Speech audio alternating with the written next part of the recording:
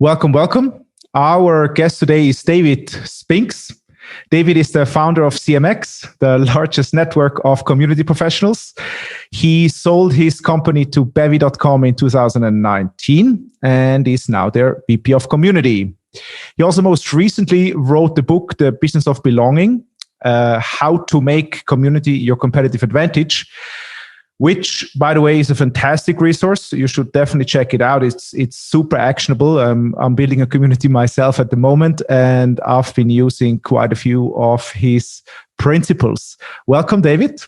Thanks for making the time to chat. And welcome. Of course. Appreciate you having me. You've been in the community game for quite a while now. It must be nice to kind of see this space launching like a rocket last year a little bit. What was that experience like? Yeah, it's surreal to see. I've been working in community professionally for about 13 years. Started CMX over 7 years ago. And, it's the kind of thing where when you're an entrepreneur, you have a vision, you keep telling people that you believe in it, and it's like, this is the way things are going. But in the back of your head, you're like, I hope that this is the way it's going, right? Like, right. I don't know. And so I feel like I spent the last, 7+ years basically just like convincing people and convincing myself that like, yeah, community is going to be the future of business. Mm-hmm. And now that it's happening, it's kind of like the dog who caught the car and doesn't know what to do a little bit. I'm just like, oh my God, it's here. Like everyone's investing in community and cares about it and is like values it and isn't questioning why it's important. And so it's been surreal and rewarding. And it's really just exciting to see all the new people creating content and doing work in this space. It's completely different industry than it was even just 12 months ago. I love it too, because being kind of a content creator myself, I learned to kind of accept the fact that it's more of an audience experience oftentimes, where like I speak to many, right. but I was missing like that the people that are actually consuming the content that I'm putting out and listening to the podcast and reading the newsletter cannot really speak to each other. And that's actually kind of where I would like to start, because yesterday in a conversation, Sean Puri and Greg Eisenberg quoted you for kind of a chair metaphor that you like to use for kind of what the difference between an audience and a community is. Mm-hmm. Can you talk a bit about the differences and this chair metaphor? The chair metaphor, I think that's actually a Chris Brogan quote. Oh, look at this. The difference between an audience and a community is in an audience, the chairs are all facing the stage, and in a community, the chairs are facing each other. Is that the quote you're referring exactly. to? Yes. Yeah. And you were graciously I can't take credit for it. I've probably shared it a bunch, but I'm pretty sure that was Chris Brogan who first coined that, who was like a legend in the very early days of my career. And I learned a ton from Chris Brogan's content and articles. He understood community way before a lot of people did. But that's a great one. And another way that I describe the difference between audience and community, and this one is my quote, is the difference between audience and communities. In an audience, to build an audience, you help people, right? You create content, education, entertainment, you do something, you create value for people. And as a result, they follow you. So to build an audience, you help people. To build a community, you help people help each other. Mm. And so that's the biggest difference. And that's why when somebody says, hey, you're all part of our community, my question would be like, well, which members of that audience are helping each other, creating value for each other, instead of the business creating all the value for everyone? How are the members in the community creating value for each other? Right. And I mean, so you touched a little bit on the like why communities? I mean, why not kind of keeping this influencer audience kind of movement that we've seen over the past kind of 10 years? What kind of I guess cultural, but also in terms of business operations benefits do you see when you talk about communities? Especially for companies now. Yeah. Yes. I mean, building an audience is great. Like, you can be very successful just building an audience. It's not that you always have to build a community. But it is different for the people who are participating and experiencing it. I mean, everyone who's ever built a highly engaged audience probably knows that you reach a point where people want to do more than just consume. They get to the point where it's not enough to just follow you and listen. They want to get involved. They want to contribute. They want to be a part of what you're building. And if you don't create the paths for them to be able to do that, you miss out on a really great opportunity. And so, the value is that, for one, if people truly do feel a sense of community, they feel a sense of belonging, shared identity, and a shared sense of ownership and influence, right? Because it's not just enough to say, I identify with this group of people.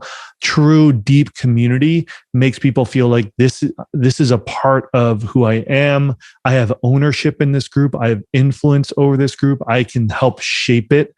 That's where people really feel a deeper sense of community, when they know they can impact the people around them. So as a result, you just get a different texture of connection and engagement with the people that you're interacting with. You get a more meaningful relationship, a deeper relationship. So that's on the cultural level. Then on the business level, what happens is you end up essentially having this resource, this pool of people who want to contribute now.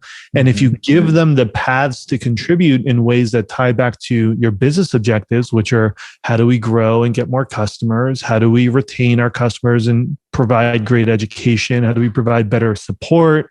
How do we host more events and engage our customers in better ways? These are all things that businesses are doing today. But now you have this army of people who want to be a part of that, and you can activate them to be able to contribute, right? So like a very simple example is Duolingo is one of my favorite examples. So Duolingo is the largest language learning platform in the world. Over 300 million users that use the app to learn different languages, and almost all of the languages, they have over 100 different language courses on the platform. Almost all of them were developed by the community, by somebody who spoke German and Spanish and was able to contribute to that language course. And as a result, they were able to ramp up their content generation extremely fast in a way that a traditional company, like take Rosetta Stone, that's been around much longer, only has about 30 courses. Because they build it all themselves. And then people wanted to practice the language, because you can only learn so much in your app that, you learn definitions and sentences, but people want to practice the language. So, they wanted to create live experiences. Now, imagine if Duolingo said, all right, we're going to, as our team, start hosting experiences for people to practice their languages together. How many events would they really be able to host, right? Like 10 a month? Maybe 20 a month, 30 if you have like a really big event staff. They were running 2,600 events a month in person all over the world at their peak with a team of 3 people. Because they empowered the community to self-organize events in their local regions for people to be able to practice languages. And so that's the unprecedented scale that businesses can tap into when they stop thinking in just terms of an audience and how do we create value, and they start thinking about community and how do we give people, our customers, our users, an opportunity to create value for each other. And where does that leave? Like, if we shift a bit to like B2B, like where does this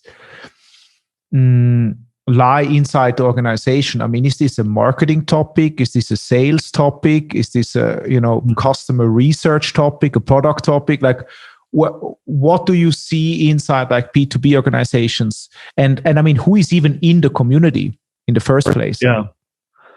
Yeah. So in B2B specifically, it's blowing up in B2B and SaaS right now for businesses building community. I mean, Atlassian's a really great example, and they have customer forums, customer interest groups, local chapters all over the world. Salesforce is another really incredible example, the Trailblazer program, where they're teaching people how to better use their product and how to grow in their career.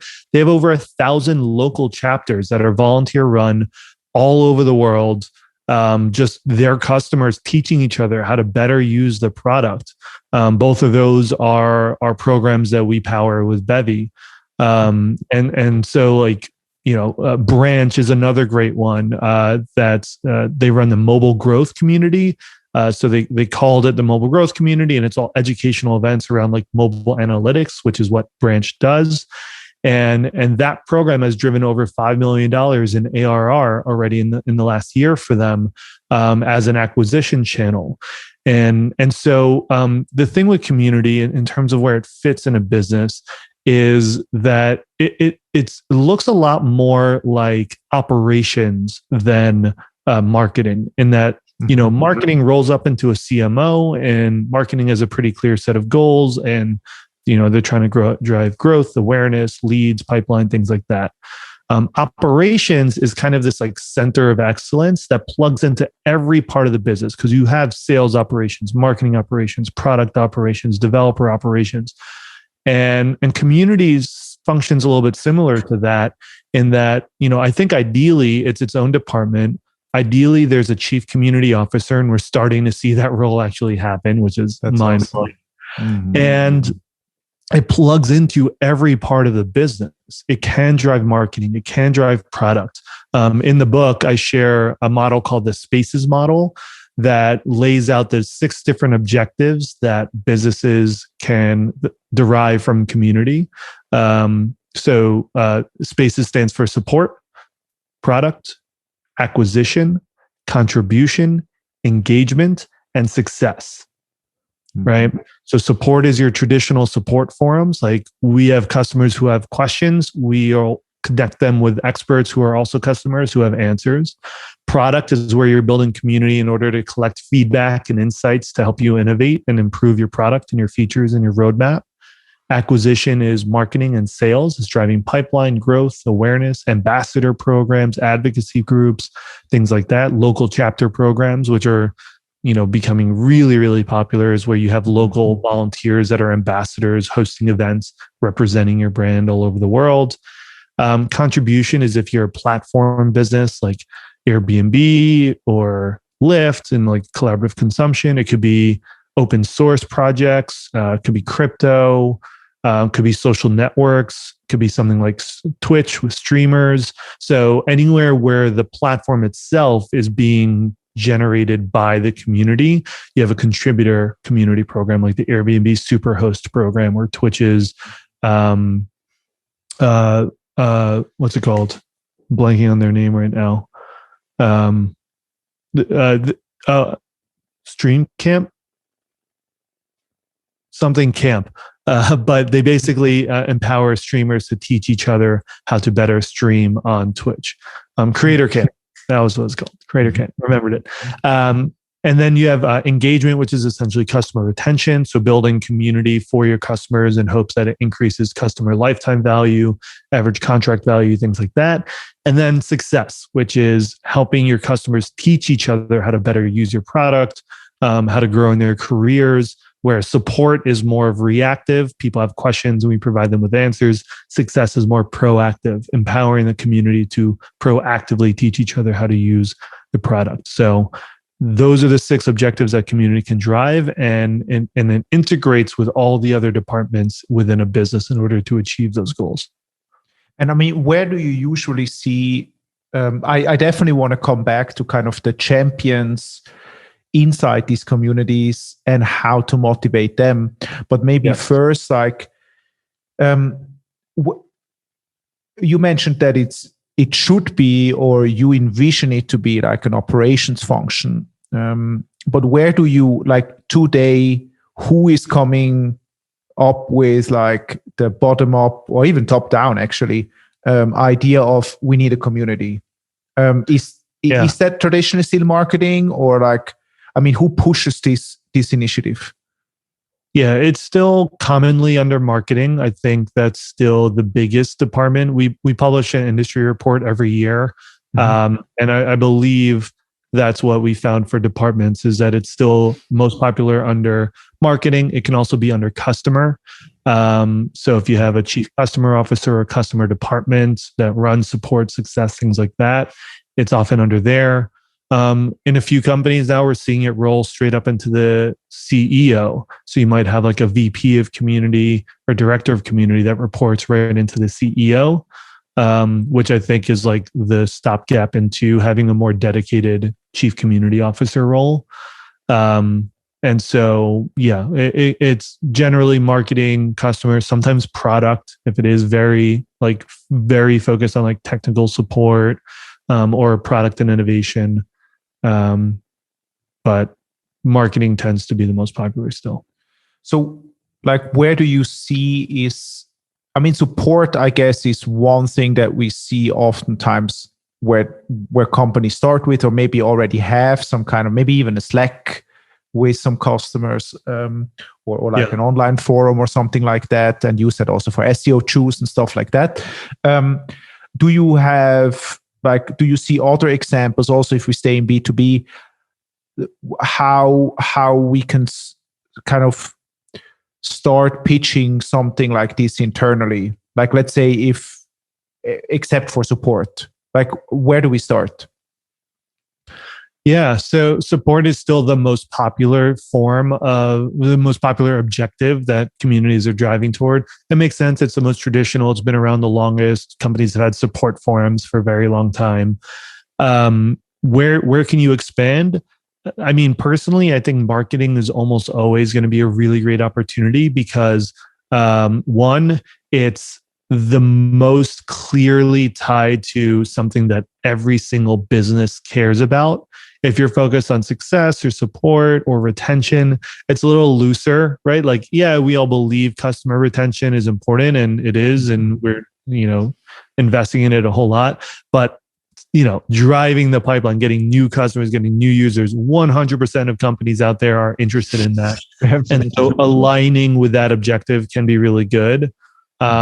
If your business has a really clear objective, like let's say your CEO has set an initiative for this year of like, we are really focusing on improving our product this year. We have lots of customers. It's great. We're growing, but we really need to double down on getting our product in the right place.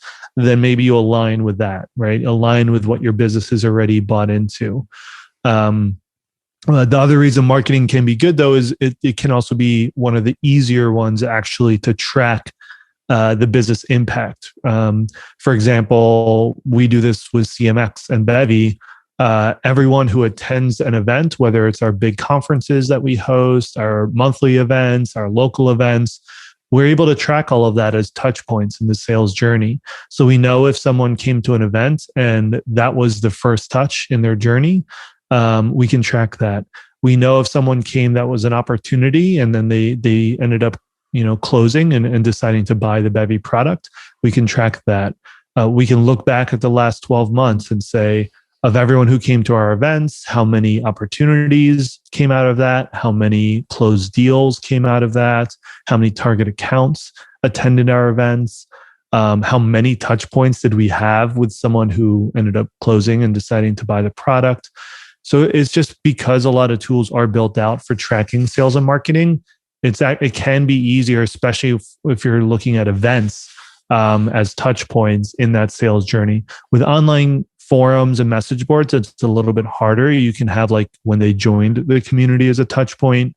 If you're getting advanced enough, you can have once somebody reaches a certain level of activity in your community, you can have that as a touch point. Like, okay, this person has posted taken at least 5 actions in the last 30 days. We're going to start tracking that point where people get to that activity level and tracking that in Salesforce or whatever customer CRM you use. So now you know if that person ends up buying a product or renewing a contract or something like that, you now have these community touch points along that journey.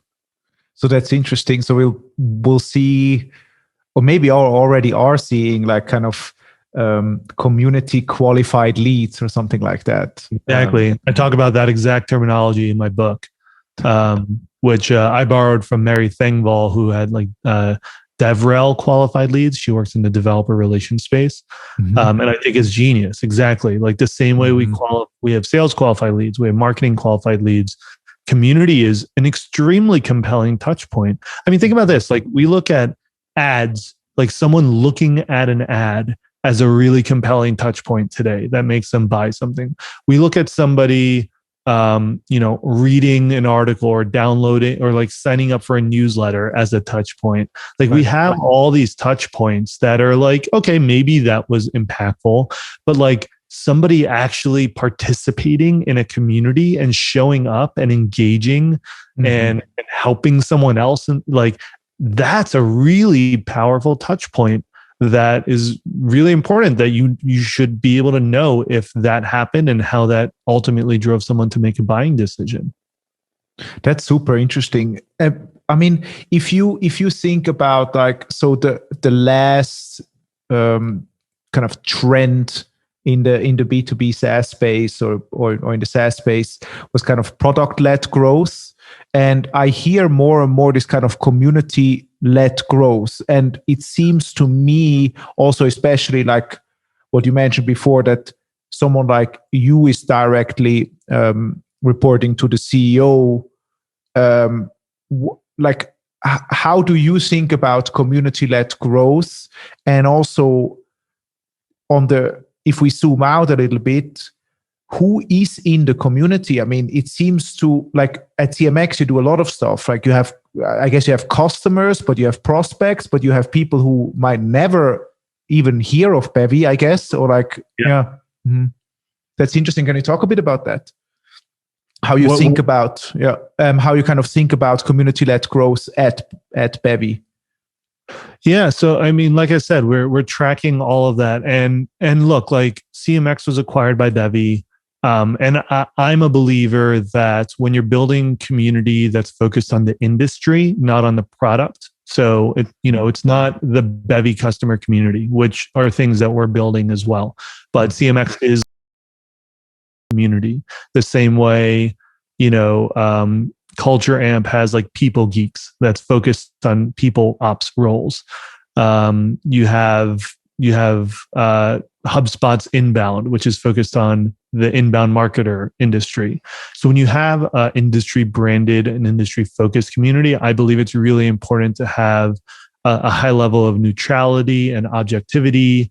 And so there are lots of things that we do at CMX and lots of people that we reach that aren't going to be Bevy customers. That's okay, because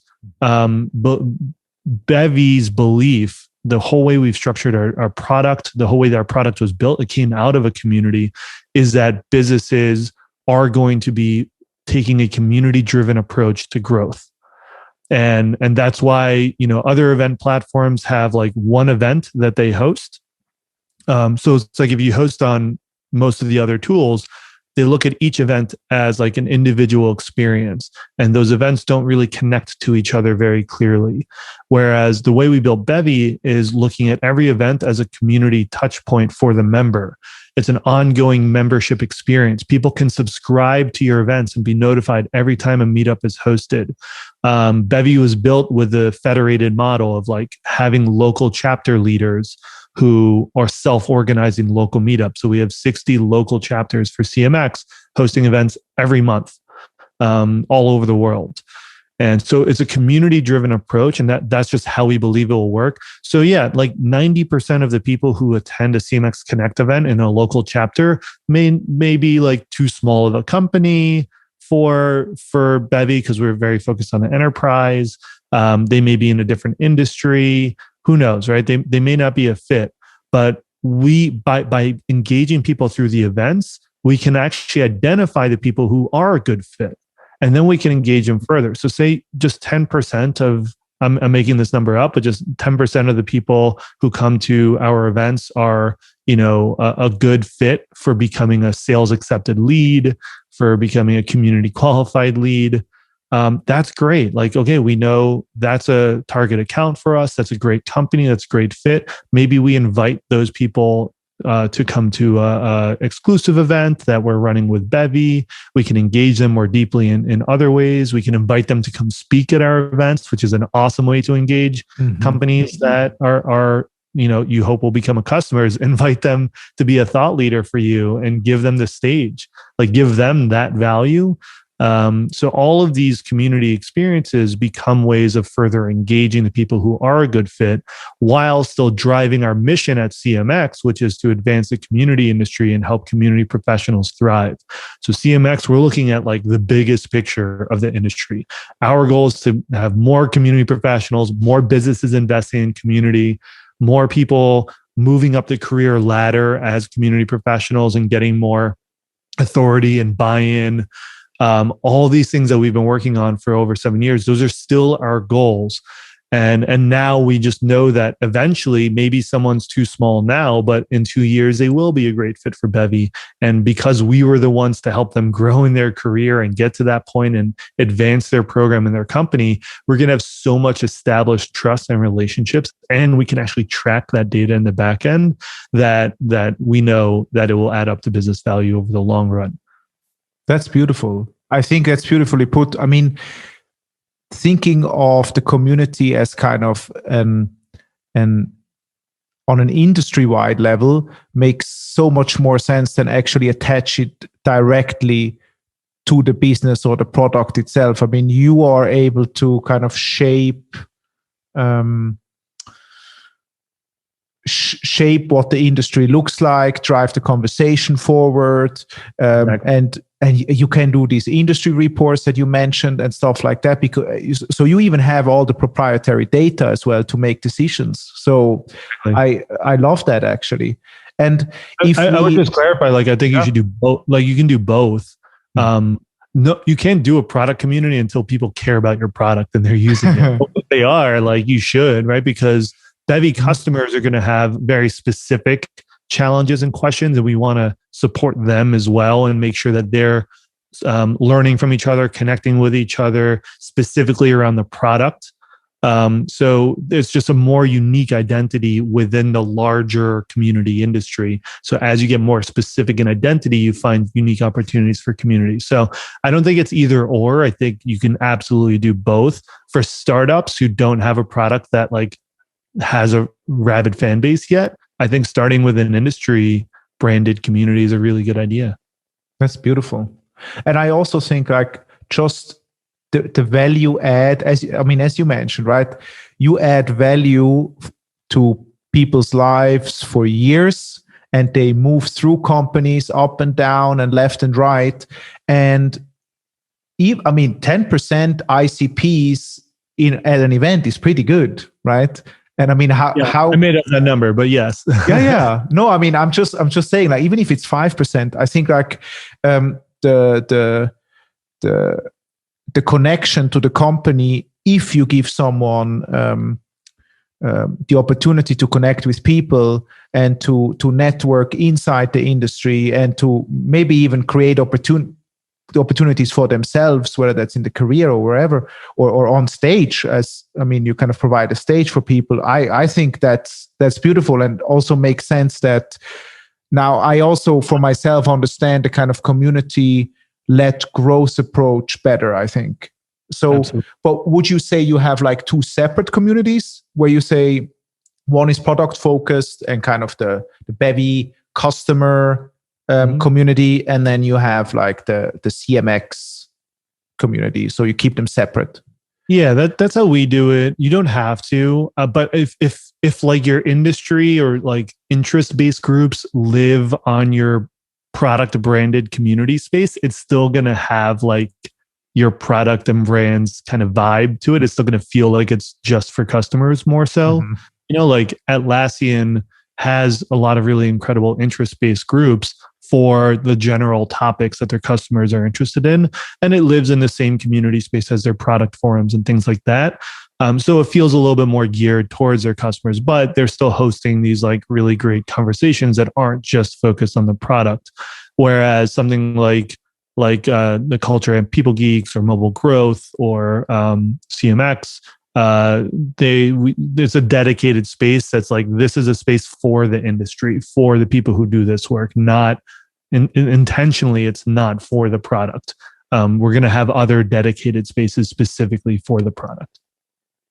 As an aside, actually, now I'm thinking, do you think there will be more cases like CMX where creators, entrepreneurs build communities and then they kind of get bought by a company? Because it makes so much sense. Now that you say it like this, it makes so much sense. Because if you leave the community kind of untouched and you don't like sell out if you want, but you kind of neatly integrate it, and that's really how I felt how you guys have done it. I mean, at least from the outside, it seems that way. It's quite powerful for both parties. Absolutely. I mean, definitely. I think two things are going to happen. One is we're going to see more acquisitions of communities. And I mean, frankly, it's in part because it's still just very hard to monetize communities today. And so you have these indie community entrepreneurs, as I call them, that start communities, build up a decent business. Usually it's like bootstrapped. Most of them aren't venture funded because it's hard to have venture scale growth with a community centric business when the business is a community. And then like, you know, you hit a wall where you're resource constrained and you want to do all these great things, but you can't. And an acquisition opens up that opportunity, which is what happened with CMX. We were bootstrapped for 5 years, small team of 3 to 4 people at our biggest, doing a ton of work and still not feeling like we can truly have the full impact we wanted to. We were using Bevy already. They were a great partner and sponsor. We had a great relationship. And when Derek, the CEO, was like, well, why don't we partner up and you can get like the resources you need to really accelerate the impact of CMX. And we want to build a community for the industry. So like, why would we recreate what you already built? Let's just support you. It was like a really good fit. And boy, did our impact accelerate since that acquisition. We've grown our audience, our conference, the quality of everything we're doing just like exponentially grew. And there's so many good examples of that just happened. Like MakerPad was just acquired by Zapier, really amazing community. Indie Hackers was acquired by Stripe, really great example. Product Hunt by AngelList, another good one. The Hustle, which was just acquired by HubSpot. And so like really good examples of companies acquiring communities that aren't going to be their product community. They're keeping it independent. Sales Hacker was bought by Outreach, another really good one. Lots of really good examples. That. Okay. Yeah, that's a really great one. And so I think that's going to keep happening. That's one thing that's going to keep happening. The other thing that's going to start happening is I think communities are going to start figuring out how to monetize. And it may be with crypto and like having decentralized kind of ownership of like DAOs and tokenized communities and stuff. Yeah. Yeah. I think there's something really interesting there that could end up being a solution to the community monetization challenge. Mm-hmm. It's still too early to tell, but I think a lot of the mechanics are there. But I also think like the creator economy is growing exponentially and there's more tools than ever that's helping creators monetize. And for whatever reason, I don't think we've always looked at community builders. We haven't like mentally seen them as creators in the same way a podcaster, a newsletter, or YouTuber or someone else is a creator, but they are, right? Community builders are absolutely creators and extremely talented and unique ones. And so I think if we start thinking about them as creators and start thinking about, okay, how do we help these specific kinds of creators that are community builders monetize, they'll start to figure it out and become a little more sustainable in their own right. Yeah, I love that. I think like if you have a good community builder, I've been a part of quite a few communities, offline and online. And I found like there is certain people that have just a skill set to bring people together and kind of curate the right voices and lift the right people up and stuff like that. And I I wish nothing more that these community managers kind of get their fair share of the kind of creator economy, because I mean, they're doing an amazing job, and I like it clicked for me now that you said it. They're actually creators. I mean, they're creating communities that can even be sold and monetized and stuff like that. I mean, I told you before we started recording that, you know, I for myself I'm trying to do like a monthly subscription or like membership kind of community for B2B SaaS leaders on a small scale, but it's kind of a product we're layering on top of like our services that we have. But right. If you do this on a grander scale, I mean, it's even like you're becoming an entrepreneur. And I mean, what you said before is you did it with a small team too. Like, sure. That's pretty powerful. Yeah, I think, I mean, for my journey was interesting because from a very young age, I always wanted to be an entrepreneur. I always wanted to be like an inventor and create things and build things. And, but for like the start of my career, I didn't see community as an opportunity to do that. I was very passionate about community. It was kind of like a hobby for me. I was building online forums since I was 14 years old for video games. I was very passionate about online social media and how it was connecting people, but I didn't see it as like, this is where I could be an entrepreneur. I was like, yes, I do that, but no, I'm an entrepreneur. And I started these other companies. I founded like a blogger outreach platform, an online cooking school. Just like worked in all these like new startups. I helped start up SeatGeek, which is now one of the largest sports and concert ticket platforms in the world. And so I was doing all that work, but people kept saying like, you know, whenever someone had a question on community, they say like, oh, you should talk to David. He knows so much about community. He's a community guy. And I'm like, no, I'm not the community guy, but yeah, sure. Talk about it. Sure, I love this. Sure, and it wasn't really until starting CMX that it kind of combined for me of like, oh, I can actually make community building my entrepreneurial path. I can combine those two things. And when I did that, like it felt like until that point in the startup world, it felt like I was swimming upstream, just like nothing was working. I tried to raise money for the cooking school and we failed at that. We went through like 500 startups. We were like batch 6 super early and like still couldn't do shit. And just like everything felt really hard. And then I was like, all right, I'm aligning community and startup and entrepreneurship. And it just felt like I was swimming downstream all of a sudden, like the wind was at my back. And I think we've seen a lot of other people find that opportunity where they just started building community because they were passionate about it. They didn't plan on being an entrepreneur with it. They didn't plan on making a lot of money. They're just like, I have this pain point, or there's a part of my identity that I don't have anywhere to express. And so I just naturally just started talking to other people with that identity and connecting with them and organizing and hosting dinners or hosting meetups or starting a forum or a message board. And all of a sudden they find themselves in this position of managing a community of hundreds of thousands of people. Like I did a lot of work with the Facebook team on Facebook groups, like helping them with their product roadmap and their education to all their admins. And there are these admins, just Facebook group admins, just regular like dads and moms and people just like started a Facebook group that tapped into an identity that people were really craving. And the Facebook engine worked to drive lots of people to join that group and participate. And all of a sudden, they have like moderation teams of 30 volunteers around the world working 24/7, and they're like managing content and scaling up this community with hundreds, sometimes millions. There are communities with 7 million members in them, and it's just an individual person running it for no money. There's they have no way to monetize it. Like Facebook started to build tools eventually, but it's just a casual thing. And they're running an operation greater than what most businesses are running when it comes to community.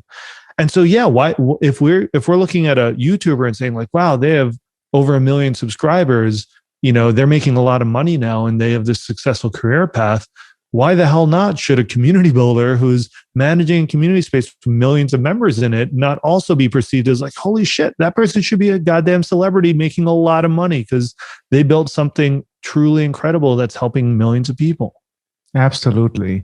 Absolutely. I love that. Honestly, like that also gives me kind of motivation to dig deeper into this topic. I mean, I'll also be talking to Rosie Sherry. I don't know if yeah, she was exactly who I had in mind.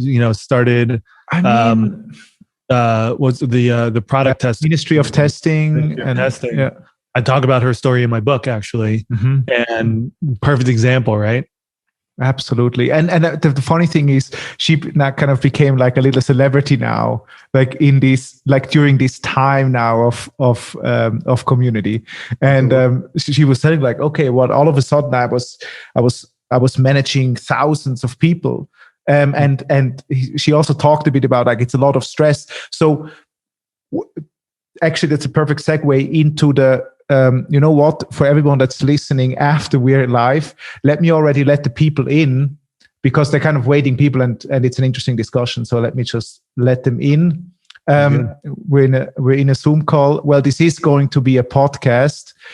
So everyone that's in, if you can still keep on mute, that would be great. So we don't disturb the podcast. But you can already ask some questions in the chat and I will ask them right to David. Yeah, exactly. So we were talking about like how we can actually build pretty large communities by just like one person.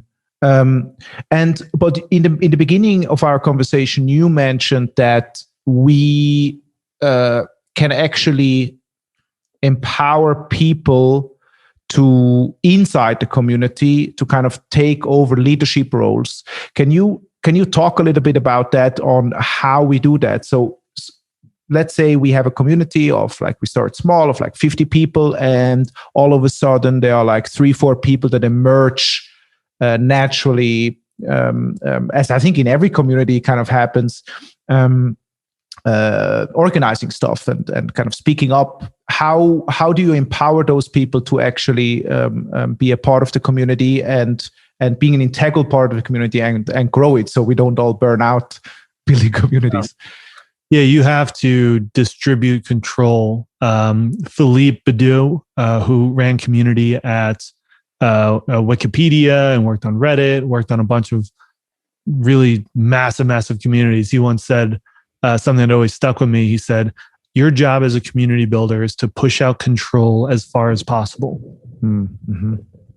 And so if you're building community and you're still feeling this, like, I need to control everything, I need to manage everything, I need to make sure everything's set up properly, and you feel very uncomfortable giving other people the opportunity to have autonomy and take control, that's a growth opportunity, I think, for you to think about how do we involve these people who organically, intrinsically want to contribute.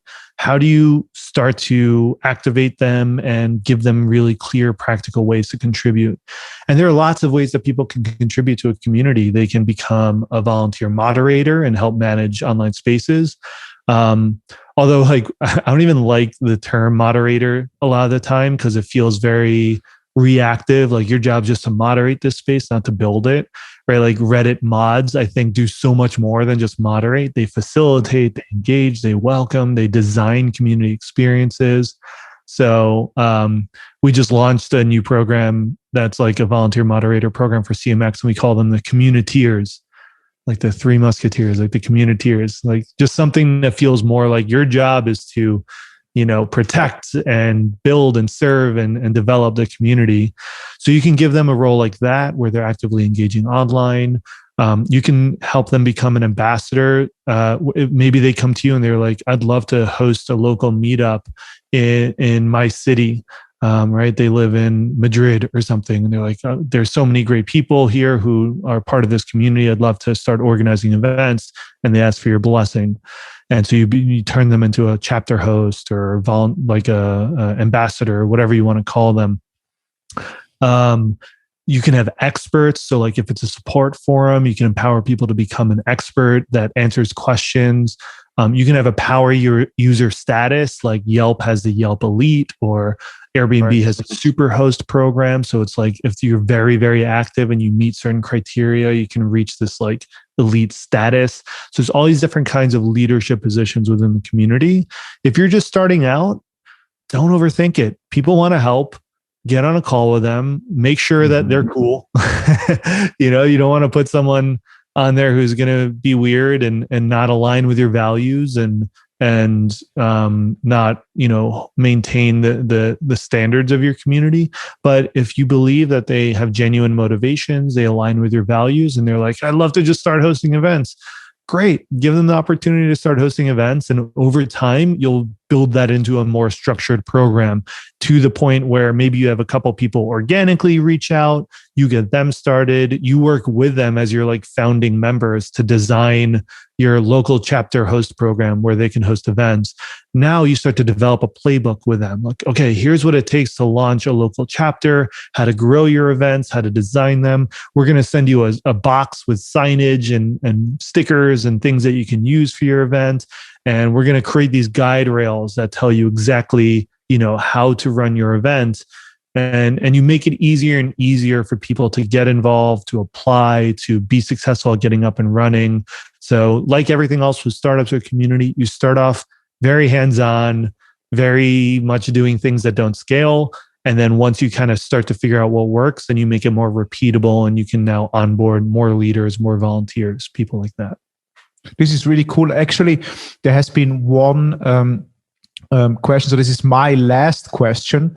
You talked about founding members. What are the qualities of founding members? Like, what do I look out for founding members? Because I think Greg Eisenberg in the community college course was talking about like that founding members of communities are as important as like co-founders of a business, because they kind of set the initial tone, right? Absolutely. And so what do you recommend in like selecting the right people from the get-go? Yeah, I mean, it depends on your community and the kind of experience you're trying to create. I know Greg loves to use the analogy of it's like hosting a good party. And it's so like, imagine you're going to a party or you're hosting a party. It's like, who do you want to be in the room when like the first guests start arriving? You probably don't want that person who's like, I don't know, quieter, just wants to lurk and like chill in the corner and stay to themselves. You want someone who's going to be like engaging and bring energy and welcome people to the party and like set a fun vibe and tone. And so actually, like, I think a mistake that a lot of community builders make is when they start off, they try to get like the most important people into the room first, which can work if you create a very exclusive experience just for important people to meet important people. But important people often don't have time, and they're not going to be like in the room, like welcoming and bringing their energy, right? You generally want to bring like big, important, reputable people in for like a specific ask, like come do an AMA or come do an event or something like that. You want the people who are legitimate, who like actually legitimately represent the identity of the community. So if you're Rosie Sherry launching the Ministry of Testing, you want like software testers who understand the language, understand the challenges, who embody, the values that you're trying to create and the tone and the voice, and who just seem to like have this organic, authentic, intrinsic energy and motivation. Like they're already showing up. They're already asking you to participate. They're following up with you. Like finding those people, that's a good sign that they're a really good founding member, because it's just like, it's just removing, they already want to help. You're just removing barriers for them and giving them the opportunity, rather than trying to convince somebody who isn't motivated to be motivated is almost impossible. Right. So, let's jump into some of the questions that the people from the community college have. So on the podcast as well now, I just decided on the fly. So let's start at the top. Like Nikhil asks, how will AI and machine learning play a role in the future of community? Do you have any examples of how AI is being used currently? I think this ties in nicely to what we talked about before, in terms of, you were running CMX with a couple of people, but how can maybe the facilitation and like the interests of the people actually, the matching be done by AI or something like that? Like, have you seen good examples, or what is on the horizon?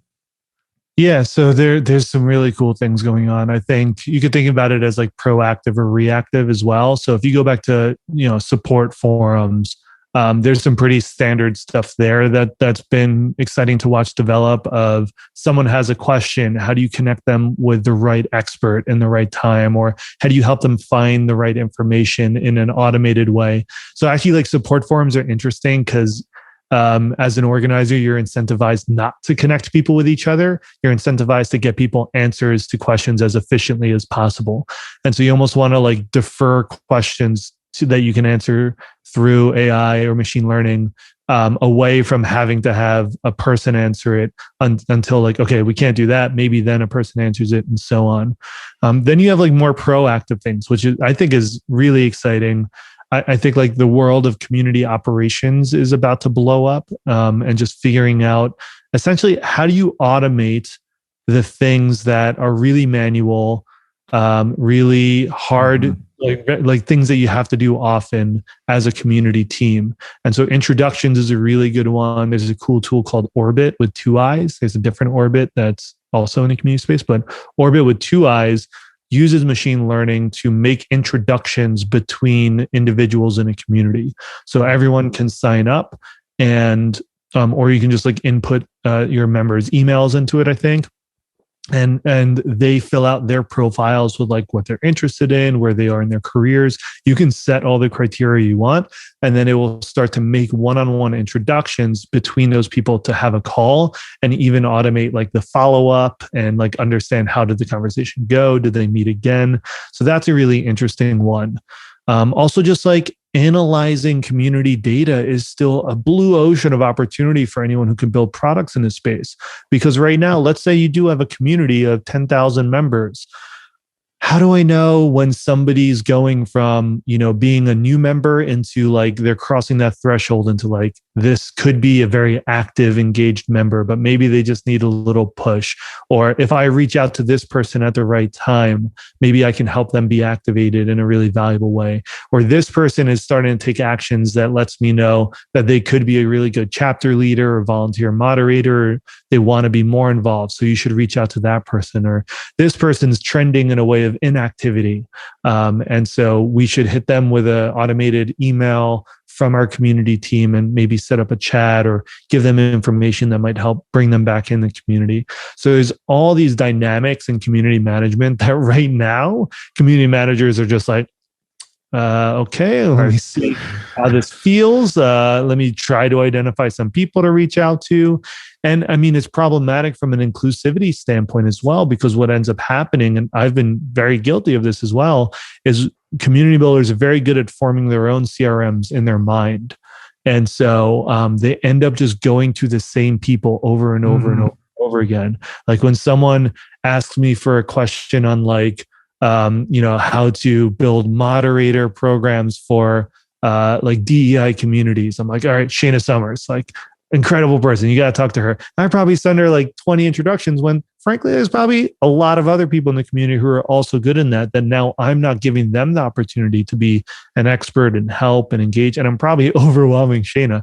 So if Shayna's listening to this, I'm sorry, with introductions, because like that's, she captured that part of my brain of like, this is my go-to. And we do that. I think AI and machine learning can help us break out of those kinds of biases and help us create a more equitable, distributed community engagement strategy. In terms of like, I mean, we were talking quickly before how you and many other companies or like community builders have actually sold their communities as businesses in a way, and also there are people in who are listening in who have sold their companies. how important, and Akshat asks that question, how important is the personality of the founder in building the community? Especially at the early stage. And he says like culture/tempo of communication would differ largely, I believe, if there is a personality dependent versus independent community. How have you experienced that? You're still like David Spinks, CMX, written a book. And so how much does that play in, and how much can you take yourself out, you think? Yeah, it depends on a lot of factors. And there are different kinds of leaders and community leaders. Some do like to be more behind the scenes and just kind of facilitating. Some like to be kind of front of, on stage, per se, and just like be active, be vocal, be kind of facilitating a lot of content. I think when you're starting it from scratch, I think it probably does matter more because you are essentially like a galvanizer. People, there is no community yet. There is only you. And so people need to trust you and believe in your vision for what you're building. And that doesn't mean you have to be outgoing. It doesn't mean you have to be an extrovert. Actually, most community professionals I find are introverted. It just means you have to be authentic and be able to build trust with people. And yes, that cadence, that tempo, I think you have to keep showing up. Very often I see people get really excited about an idea to build community, and they like talk to a bunch of people, they get buy-in, and then they launch, a Slack group, a Facebook group, or forum or something. And then like engagement doesn't just like happen organically, and they get really discouraged and they lose interest and they stop building it, and the thing just dies before it ever gets started. I think it's really important that you as a community builder become that point of consistency and that example, so that they trust that no matter what, at least you will always be there, facilitating, engaging, helping, connecting. And you showing up consistently will inspire other people to show up consistently. But if you're haphazard about how you're engaging in the community and going in and out, and you don't show up for a week and then you show back, you're never going to get the community off the ground. But this is also something that you mentioned in your book, and I got in a question, like what happens when there's crickets, right? I don't know how you called it. You had like a name for it. I don't remember. Chapters, don't fear the crickets. Yeah, exactly. Yeah, don't fear the crickets. Because in the beginning, I guess there is not that much enthusiasm there yet, and you're coming in, and I know that Rosie also talks about this. You just kind of need to push through in the beginning and not take it too personal. What is your advice on that, and what are maybe some remedies to kind of go through that valley? Yeah. So don't fear crickets basically says like our greatest fear since we were kids is that no one's going to show up to our birthday party.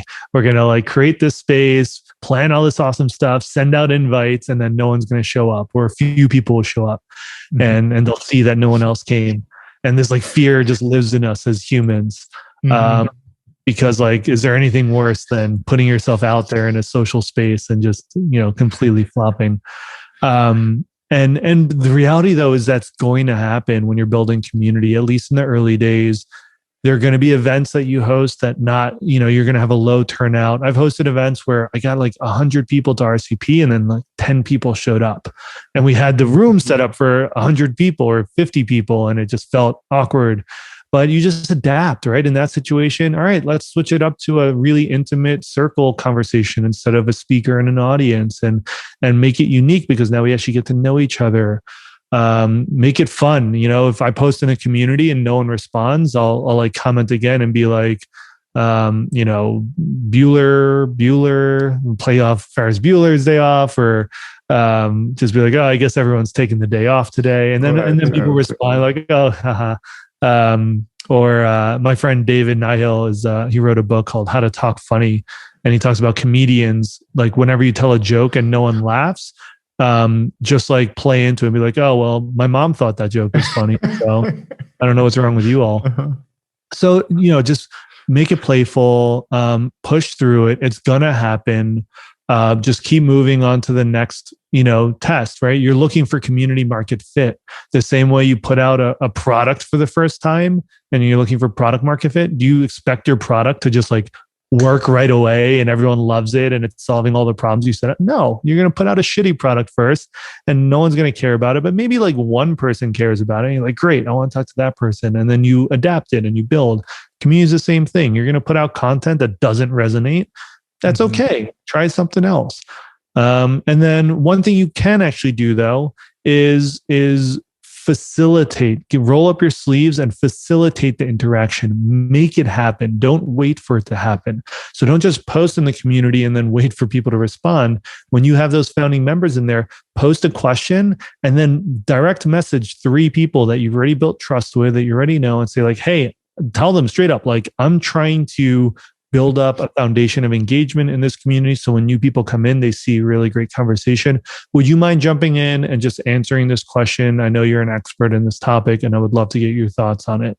And now you get 3 people to do that. And so when new members come in, they're like, holy shit, there's like really thoughtful, long, intentional answers to these questions here. Now they're going to feel more confident that if they post a question, they're going to get an answer.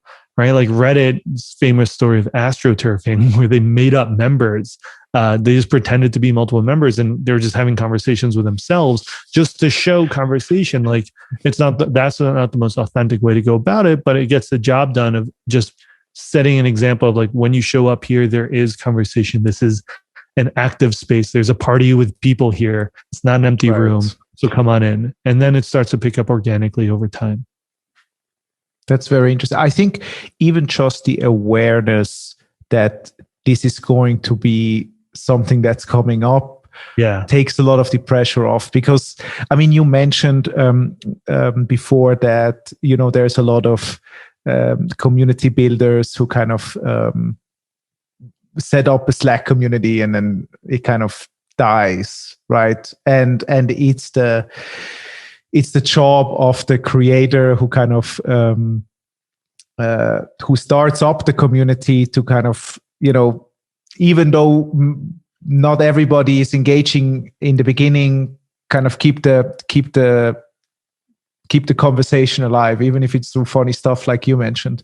I think there was a question, and I can tie in something here as well. Hi, David, what is your top advice for starting a community, specifically building a niche community of an existing community? And maybe so we can make it a bit more specific. We actually have a client who wants to start a community, but they're not really sure how to do it. And their deal is kind of, they have already an existing, what they call a community, but it's really an audience. They have a podcast, they have a newsletter, and they have a blog, right? And they people email them and stuff like that. They are an enterprise SaaS. They do like workplace analytics, office occupancy and utilization, and they do enterprise deals, 200K average deal size, 50 people company. And so they're at this stage now, right? They have like this audience, and we talked a little bit about the difference between audience and community. Like, where do I start? Yeah, I love that, because one thing that I love about community is that every community ever is always a niche version of an existing community. Yeah. Right? Like it just started with humans, and then someone built like some groups around, tribes or religions. And then like it breaks down and it breaks down and it breaks down. And we're always just segmenting like, okay, there's this larger community of people, but now there's enough people with this shared identity, especially with the internet, where people can find each other around their weird interests.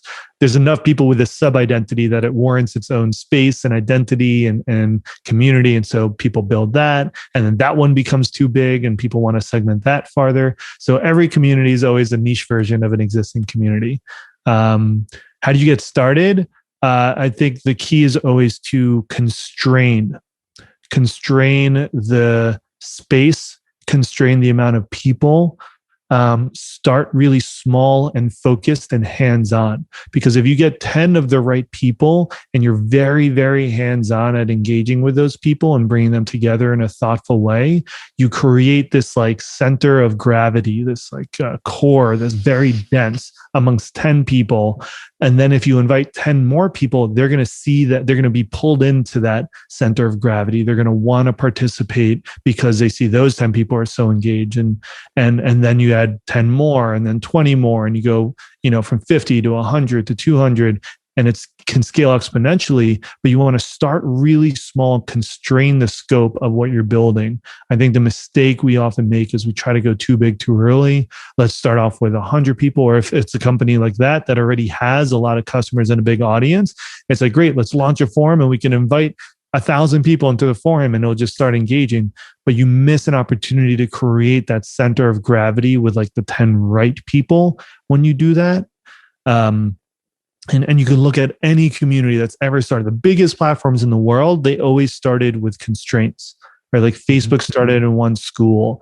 Slack was just literally a chat tool within a company. Twitter was just a chat tool within one company. Reddit was one page, just one single page. Nextdoor started in one neighborhood. And I interviewed Sarah Leary on my podcast. And she shared this story how, like, for that first neighborhood, they literally went to the housing board of that neighborhood, pitched them on using Nextdoor, got their approval, and then went knocking on doors, door to door, to get neighbors onboarded onto that platform for one neighborhood. And now they're in, I think, over 90% of neighborhoods in the US. So we tend to want to, because we want to end up big, we try to start big, but actually the way to end up big for communities is to start small. So it's the same as in the startup world, like start out with like, or I think it's Paul Graham, like do things that don't scale in the beginning to learn fast. Ben asks, and maybe you can quickly say something to that, Ben, yourself. Best, worst examples of moderation on Reddit, and maybe you can explain your case, the kind of community that you want to build, and why you were asking the question. Okay, definitely. Thanks first, David, for all your insights. I'm trying right now to foster a community around old skateboarders. I'm myself an old skateboarder.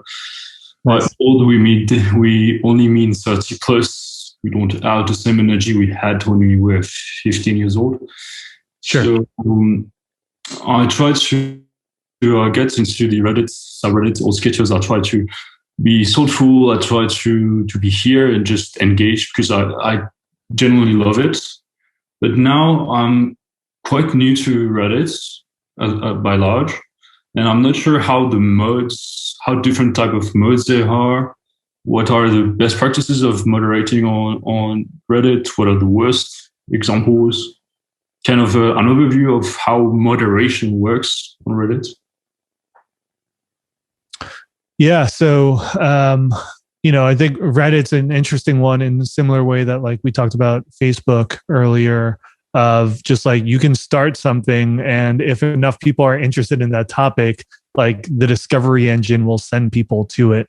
And then, it's just like any other community where you're facilitating, you're engaging, you're showing up. It might start small and catch more interest. But like exactly what we just talked about, if you're trying to start a new subreddit, I think it's okay to start very small. You don't need it to be really big. You don't need to go huge. Just start with like a small group of people who really care about that identity and think that this subreddit should exist because the existing subreddits that are out there don't speak to them for some reason, or they don't align with the culture there, or it doesn't focus on a specific enough topic. So just finding that community market fit, which I know you all talk a lot about in community college with Greg, just finding that identity and finding that group that isn't being served right now, starting small. And then as far as moderation, it's like moderating any community. Reddit has its own quirks and cultures and styles and memes and ways that people interact. And of course, actual literal format of interaction brings its own constraints of how how long messages generally are, and using Reddit Karma and different things to reward people. So just like, I would say, just start small, keep using it. You'll learn what works and what doesn't. You'll keep adapting. If you aren't already participating in other subreddits, just join a bunch, especially smaller ones. I think that's another challenge, is that we tend to look at really big successful communities as the example, and then we're trying to replicate that, like their guidelines, their rituals, their systems in a community that we start. But it's very different for a brand new community than it is for a large established community. The same way as like you wouldn't want to start a company and model it around Google, right? Like Google is functioning as one of the largest companies in the world. You're functioning as a brand new startup. You would want to model it around how Google started in its first year of life. And so participating in other communities that are smaller and newer can give you a more realistic view of what's working or what's not working, rather than going to the really large ones and trying to replicate that. Okay, thanks. All right. I want to be mindful of your time. David, do you have anything that kind of you want to instill in up and coming community creators, community managers, like, kind of what you will learn, maybe the top lesson kind of that you learned over the past couple of years in community that you want to impart on the listeners and the people in this room? I think we already talked about a lot of practical things, but I would leave you with the message that the work of building community is extremely important. It's a unique version of importance today in a world that's suffering from, unprecedented levels of loneliness and isolation, which existed before COVID, and now it's like an even bigger extreme because we've all been isolated for a long time now. And so this work is more important than ever before. Building healthy communities isn't something that's just going to happen accidentally. It's going to happen because people like you take the initiative to bring people together and form real communities and adapt them to work and make sense in today's context, where we are more online than ever before. We are more distributed, but we still have the same need for human connection and community that humans have had since the beginning of humanity. And so it's important work. And I would just say it also comes with a lot of responsibility. One thing that I talk about in the book is that when you're building community, you need to invest in diversity and equity and inclusion from day one, ideally, because for one, they're inextricable from each other. You can't build community without having an impact on to what extent people feel included and like it's an equal and diverse space. Because if you do nothing, then you're almost certain to just perpetuate the norms of society, which I hope we can all agree and understand now are not equitable. And so when you create a new social space, new community space, you have an opportunity and I believe a responsibility to design that space intentionally in a way that is changing the status quo, to make sure that people from underrepresented groups, from marginalized groups, do feel welcome, do feel like this is a space for them, do see themselves in that space, do feel safe in that space. You have that opportunity.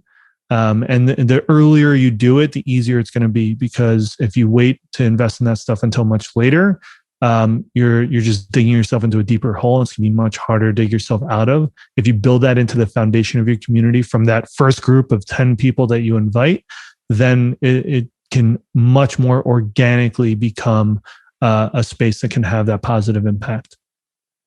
And so also have a richer experience for everyone, right? Because you may be exposed to people that you're otherwise not or less exposed. So, yeah. Absolutely. I mean, look, it's not just the right thing to do. It genuinely makes businesses more valuable. It makes communities more valuable. They're more fun to be in. Like just having different people and different backgrounds and different experiences, you learn more. You're in less of a bubble. And I think you create an opportunity to grow a lot faster. I think it's a challenge in a lot of crypto communities right now. Like crypto is an incredible technology that I think can have huge impact on helping community builders monetize and empowering more communities to exist. One of the biggest challenges is like you go into a lot of these communities and they are not diverse. They don't feel equitable, and it's preventing a whole world of really smart, really talented, really creative people from being able to participate. So, that's, I think, probably one of the biggest blockers to crypto really becoming, adopted in the mainstream.